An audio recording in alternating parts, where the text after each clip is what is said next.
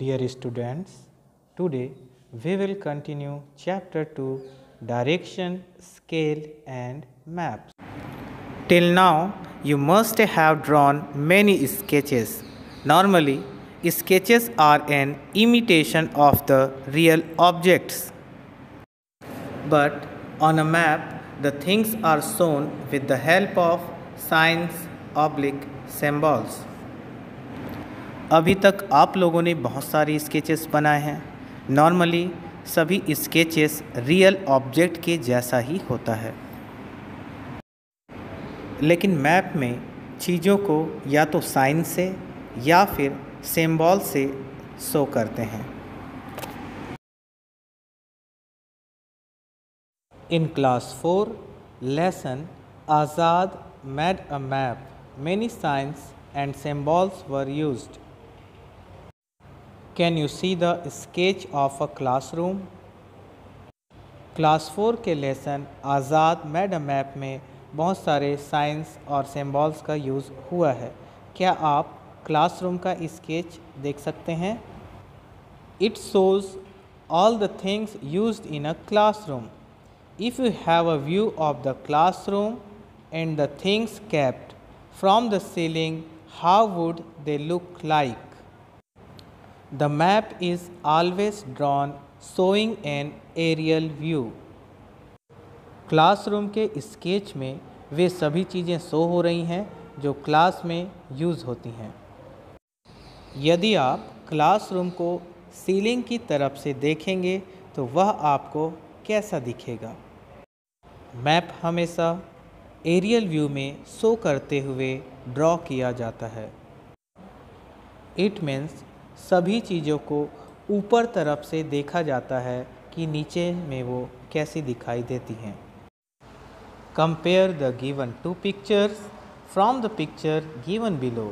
Can you tell how the classroom is arranged? दिए गए दोनों पिक्चर्स को कंपेयर कीजिए। क्या आप बता सकते हैं क्लासरूम कैसे अरेंज्ड है? Now, how is the map made? अब हम देखेंगे मैप कैसे बनता है। When we draw a map, it is small in size. For this, we use a scale.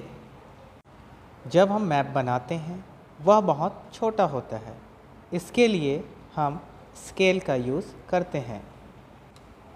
Gita drew a sketch of her school which looks like this. There is a courtyard, 2 classrooms and a headmaster's room. Gita ने एक sketch draw किया है अपने school का जिसमें एक courtyard है। गीता ने अपने स्कूल का एक स्केच ड्रॉ किया है जो ऐसा दिखता है। यहाँ एक कोर्टयार्ड है, 2 क्लासरूम हैं और एक हेडमास्टर जी का रूम है। One day, Geeta drew a sketch of her school. While sketching, she took into consideration the length of each room. For this, she collected matchsticks. She measured the 3 rooms with her footsteps. Each matchstick indicated a footstep which was taken to measure the length of the wall. Similarly, she arranged matchsticks to indicate the length of the other walls. एक दिन गीता अपने school का sketch draw करती है। Sketch करते हुए वह सभी क्लासरूम के लेंथ को भी ध्यान में रखती है। इसके लिए उसने मैच स्टिक्स कलेक्ट किया। उसने 3 रूम्स को अपने फुट स्टेप्स से मेज़र किया। वॉल के लेंथ को मेज़र करने के लिए 1 मैच स्टिक को 1 फुट स्टेप से इंडिकेट किया। इसी तरह और भी वॉल्स के लेंथ को इंडिकेट करने के लिए मैच स्टिक्स अरेंज किए। On the basis of the sketch drawn by Geeta, tell the following. Class 1 is 6 foot steps in length and 4 foot steps in width. Class 2 is 6 footsteps in length and 5 footsteps in width. Headmaster's room is 9 footsteps in length and 4 footsteps in width. Courtyard is 1 footstep in width. You have studied the sketch which Geeta had made of her school. Now you make a small sketch of your classroom. For this, you will have to measure the length and width of your classroom. Geeta ने अपने school का जो sketch बनाया है वह आप study कर चुके हैं। अब आप अपने क्लासरूम का छोटा स्केच बनाएंगे। इसके लिए आपको अपने क्लासरूम का लेंथ और विड्थ मेज़र करना होगा। Give an approximate account of the length and breadth of your classroom. Measure it with your footsteps and make a note of it. Now you will have to change the footsteps into a smaller scale. For this we will use matchsticks. Classroom की approximate length और breath लेने के लिए आप अपने foot steps का use कीजिए। Foot steps से लेंथ एंड ब्रेथ मेज़र करने के बाद आप उसे नोट कर लीजिए और उसे स्मॉलर स्केल में चेंज कीजिए।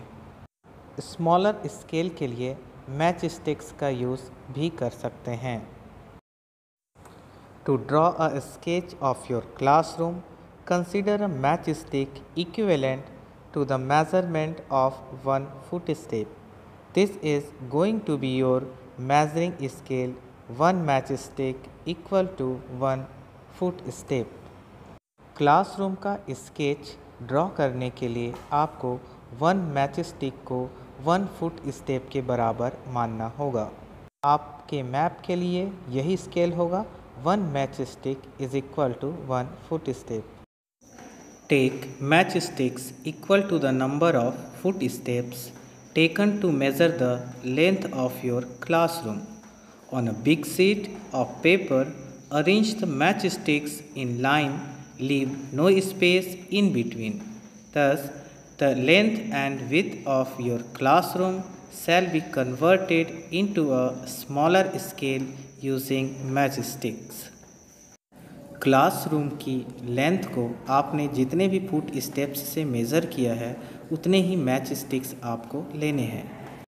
पेपर की बड़ी सी सीट लेंगे, उस पर मैच स्टिक्स को लाइन से अरेंज करेंगे और बीच में स्पेस नहीं छोड़ेंगे। क्लासरूम की लेंथ एंड विड्थ को मैच स्टिक्स का यूज़ करते हुए स्मॉलर स्केल में कन्वर्ट करेंगे। First, let's draw the wall to the north of the classroom with the help of matchsticks. सबसे पहले क्लासरूम की नॉर्थ की वॉल ड्रॉ करेंगे मैच स्टिक्स से। Measure the wall to the north with your footsteps and convert it into a smaller scale using matchsticks. North की wall को foot steps से measure कीजिए और उसे स्मॉलर यूनिट मैचस्टिक्स में कन्वर्ट कीजिए। How many matchsticks were used to measure the wall to the north, the wall to the east? Now calculate the length and width of the wall to the south and the west in terms of matchsticks. In this way, make the 4 walls of the classroom with the help of matchsticks. Now draw a line on all 4 sides with the help of a pencil and remove the matchsticks. South and west की wall का भी length and width matchsticks के terms में calculate कीजिए। इसी तरह classroom की 4 walls matchsticks के हेल्प से बना लीजिए। पेंसिल से सभी 4 साइड्स में लाइन ड्रॉ कर लीजिए और मैचस्टिक्स को हटा दीजिए। Now indicate the things kept in the room using symbols. Using the same technique, prepare a sketch of your school. Classroom में रखी थिंग्स को सिंबल्स से इंडिकेट कीजिए। सेम टेक्निक का यूज़ करते हुए अपने स्कूल का स्केच प्रिपेयर कीजिए।